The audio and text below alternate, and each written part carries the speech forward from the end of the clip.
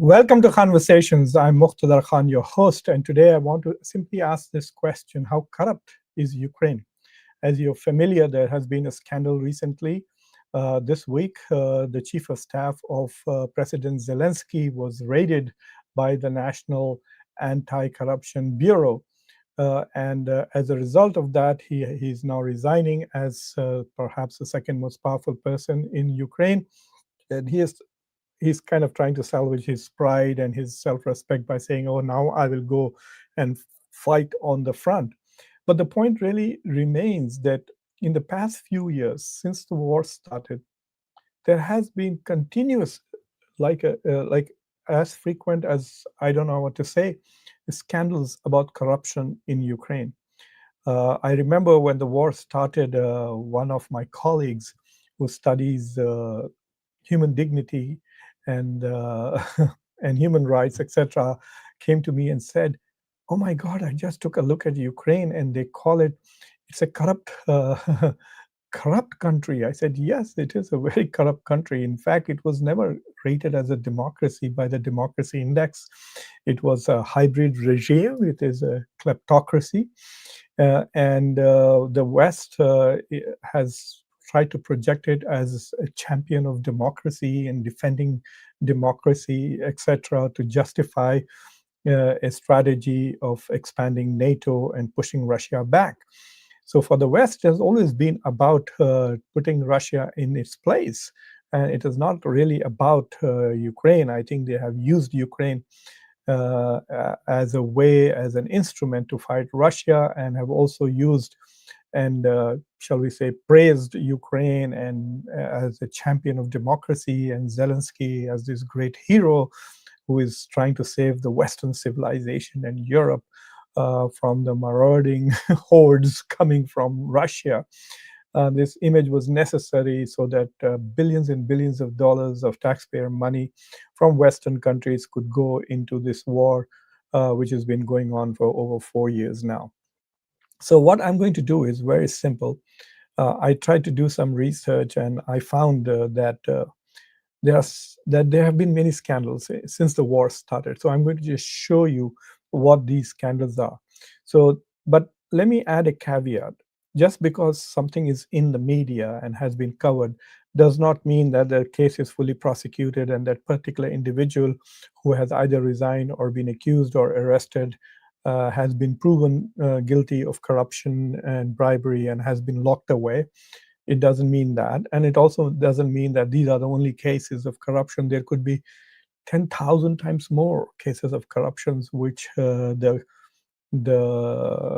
Ukrainian government is unable to prosecute and investigate because they are understaffed and most of their people are on the battlefront already. About 20% of the population has left Ukraine and migrated as a result of the war. We could call they are displaced or forcibly migrated out of the country. But nevertheless, there have been many such cases, and I want to show them to you because leaders of Western countries constantly lie to their own citizens. For example, right now, Donald Trump has not said anything about the corruption in Zelensky's office, naturally, because he does not want to have a discussion about corruption at all. But nevertheless, people like Marco Rubio, who are in the process constantly negotiating with Ukraine, first they were in Geneva, now they are in Florida, uh, they have never asked this question as to about corruption, and it doesn't seem to bother Western democratic leaders. The corruption case against Netanyahu continues. In fact, Netanyahu is now applied for a pardon from the president. Donald Trump is pressuring Israel to pardon this corrupt Netanyahu. So apparently, the West and Western democracies are now okay with corruption. There is a law in the United States which says that American businesses cannot bribe people abroad to get, shall we say, in contracts and win contracts overseas. It's the Foreign Corruption Act or something like that. And Donald Trump, after he became president, the second Trump has instructed Pam Bondi, the Attorney General, not to start any new cases based on that law and not to go forward with the cases that are already in process that were started by the Biden administration. So India's richest man, Adani, for example, Gautam Adani, who was accused of corruption, uh, is now sitting pretty because Pam Bondi is not pursuing that case. So yes, there seems to be like Western democracy seems to be okay with corruption in a great scale, and to me that is quite a tragedy. But nevertheless, so let's look at some of the data that I have. Let me go back here. So this starts in March 2022. This is just a couple of weeks after the war starts. So various mid-level officials were accused of corruption. So this is early war profiteering. Officials in national administration overpriced food and fuel supplies for troops exposed by Ukraine's security services. So the money that is coming from Western countries, and this is the aid hadn't begun yet, but the US was already providing billions of dollars to Ukraine since 2014. One reason why Ukraine was able to surprise everybody, including Russia, is because the US had already invested a lot of money and training and military equipment to Ukraine after the annexation of Crimea by Russia. So from 2014 till 2022, the US had already invested tons of money into strengthening Ukraine. So as soon as the war starts, the corruption starts. I'm not documenting anything before. It's quite possible there were cases in February and January of 2022, but here's the first case. It was about a $2 million corruption scandal that came out. And then again in July, the Deputy Minister of Defense, it's not nobody low, it's a Deputy Minister of Defense, overpricing of food rations for military, $40 million of basically tried to steal that much. Then in November, you had head of defense minister. These are all people who are getting money from the West. The US was just throwing billions of dollars at them by now. We were giving them weapons. We were giving them weapons to buy, money to buy weapons. We were giving them money to basically manage their budget. So the kind of money, and then humanitarian aid was also going to Ukraine. The total estimate is anywhere between 170 to 200 billion dollars. Sometimes the Trump administration claims that there are 300 billion dollars that were sent to Ukraine.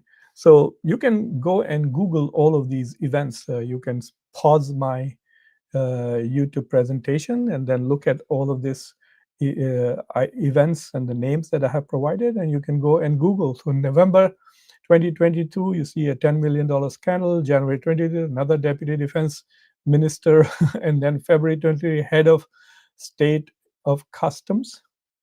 That is interesting. And then February 2023, then again April 2023, again military people, infrastructure minister, September, defense minister, again November 2023, high-ranking defense ministry officials, February 2024, deputy head. And then May, you have former defense minister. He's been charged another $40 million. And then here's some from the 2024, August. It keeps on going, and then you have this big one of embezzlement with the energy, the nuclear plant, etc., over $100 million, and now the chief of staff. A lot of these people who have been either charged or connected with or accused of corruption, a lot of them are all around and very close to Zelensky. These are not obscure professionals. You're not stopping and arresting a cop because he was, stopping people at and then charging them, taking 10, $20. These are big procurement related corruptions, essentially stealing from the money that is coming from overseas. And there has been a lot of glorification of Ukrainians, and many of them have fought bravely for their country. I mean, Russia is such a bigger country, such a powerful country, and they are completely outnumbered by the Russian army, but they have stood toe to toe for the last 4 years.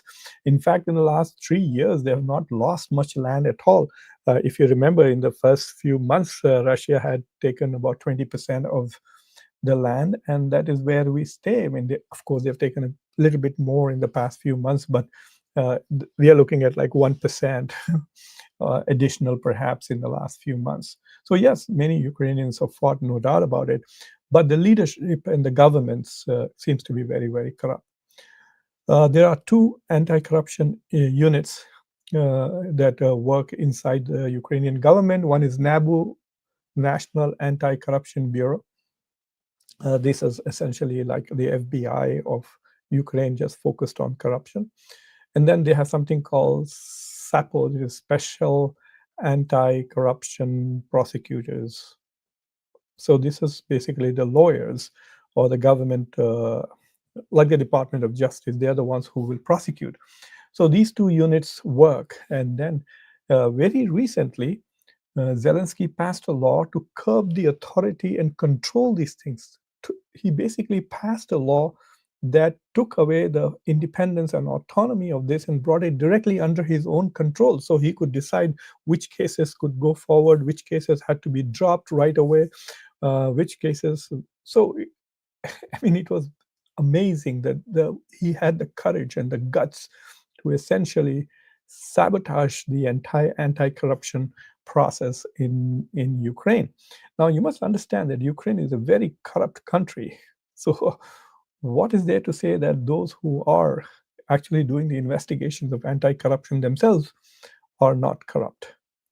So, in this entire corrupt atmosphere, Zelensky was trying to take away.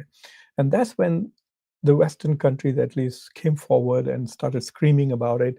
They put a lot of pressure, especially the Europeans, because they also have this process by which Ukraine is trying to become a member of the European Union, which means they have to clean up this act. They can't take this because then they're going to start stealing European Union money. As it is, most of the money that they are stealing is either American or European. So they will continue the same corrupt practices inside the European Union. So this process by which Ukraine can become part of European Union is now being investigated, and the Europeans have put a lot of pressure, and so have Americans. They have tried to prevent corruption by, providing weapons rather than cash. So it is interesting that Western countries have become acutely aware of the pilfering of cash by Ukrainian leaders. And so they have been already taking measures to try and reduce the scope for corruption. But they have never tied it to aid directly, saying that, well, if you don't clean this up, we will stop all aid. They continue to do that. And I'm surprised that the Trump administration has not made an issue out of this. And which is a shame, because I guess the Trump administration does not want to have any conversation about corruption in the government. But there are a couple of things that is clear, that a lot of people who have been very close to Zelensky are corrupt and have been corrupt and have been exposed. And those who have not been exposed or not been charged, it doesn't mean that they are not corrupt. It's quite possible that they have not yet been investigated or there's not evidence available. But I did try and search and try to see if there has been any investigation into Zelensky himself. And I did not find that. And there is no investigation or any suggestion that Zelensky himself is corrupt. There are lots of accusations that he has secret bank accounts where he's hiding millions and millions of dollars. We don't know that. There is no evidence provided, but I also suspect that the Western countries, because they are so committed to this war, especially Europeans are so committed to this war with Russia, to continue it, to prolong it as long as possible. And they need Zelensky for that. So even if they do have evidence, I don't think they will expose Zelensky, because if Zelensky has to go away, then we wouldn't know. This has already become a scandal in Ukraine. When Zelensky tried to undermine the anti-corruption bureau, NABU and SAPO and others, and bring them under his direct control, for the first time during wartime, there were anti-Zelensky protests, very strong protests in Ukrainian. Ordinary people understood that this was an attempt to make sure that corruption investigations don't go ahead. And so Zelensky was going to get away with it, but he had to reverse and change the law All of this happened just in the last couple of months. He had to change the law basically and restore the autonomy and independence of the Anti-Corruption Bureau. And guess what happened? The first big case after he restores the autonomy of NABU is his own chief of staff. His house is raided because NABU suspects him of basically pilfering money. So that is, I'm wondering whether Zelensky, in order to protect those around him who are corrupt, was trying to sabotage the anti-corruption process. So to me, that is worrisome. It is also worrisome that the West, for geopolitical interests, is always ready to abandon values. They let go Adani. Trump is not prosecuting the Adani case. There's nothing going on there. Netanyahu, who has some people thought he was prolonging the war just to escape accountability from the legal system for his corruption. And then Donald Trump has been pressuring the Israeli president to pardon him, Netanyahu, for his corruption. And so Netanyahu has just submitted a letter to the president requesting pardon for corruption, which means he's acknowledging that he's corrupt. I haven't seen that letter, but he is asking for pardon. I'm sure that, I guess, when you pardon somebody, the person who is being pardoned has to at least acknowledge that they have committed some crime. It's not as if Netanyahu is going to go and say, "Look, I didn't do anything, but the courts have been prosecuting me, so pardon me." So if you've not done anything, why would you be pardoned? So that is another thing. There's a lot of other corruptions. Sarkozy, the former president of France, has just gone to jail, and then he was let go after 24 hours. I think or less than that, or maybe he stayed in the prison for a week. First, they said there was going to be special guards with Sarkozy in the prison, and then now I guess he's been sent home.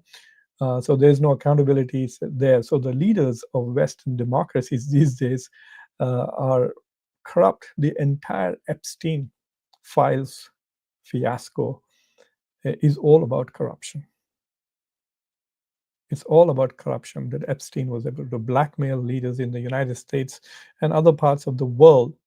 There's also stories coming out that perhaps people around Narendra Modi also are in the Epstein files. So we'll see when someone does a more thorough investigative job with that issue also. But nevertheless, these so-called leaders of democracies have become increasingly corrupt because there's so much money out there these days in politics. Billionaires willing to spend hundreds of millions of dollars in shaping policy and laws in countries, and politicians finding ways and means to take that money legally as well as illegally. If you remember, a couple of years ago, there was all this case of members of the European Parliament who were arrested and caught red-handed with cash, with suitcases full of cash. So we see this whole trend of corruption. And the good news is that at least there are institutions which are exposing some of this corruption.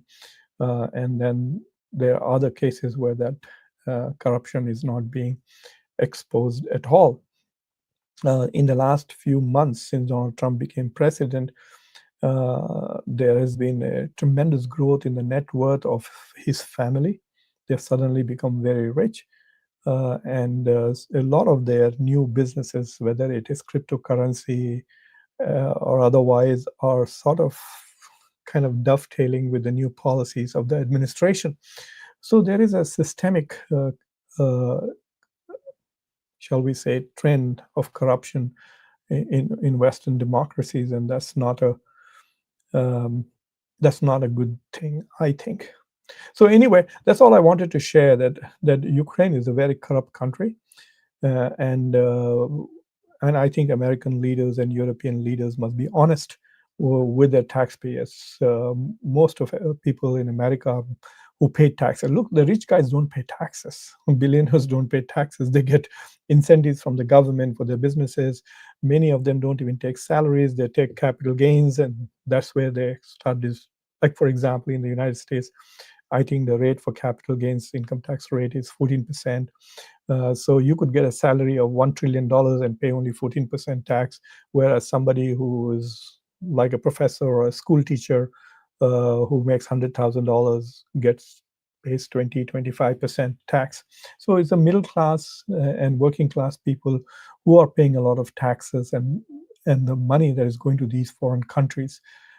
Billions of dollars to Israel, billions, hundreds of billions of dollars to Ukraine, also to protect other countries for the bases that America maintains in Europe, etc. All of this money comes from middle class taxpayers, and while they don't have benefits at home, health insurance is going through the roof. The mortgage prices are going up, education, housing, everything has become unaffordable in the United States. We see that corruption has become systemic in Western societies, and that's not good news at all. So thank you for watching Conversations. I'm Muqtadar Khan, your host. If this is the first time you've come to the channel, please subscribe to Conversations, like this video, press the bell icon, and don't forget to share it with your socio-political network. Until next time, I'm your host, Muqtadar Khan. Take care.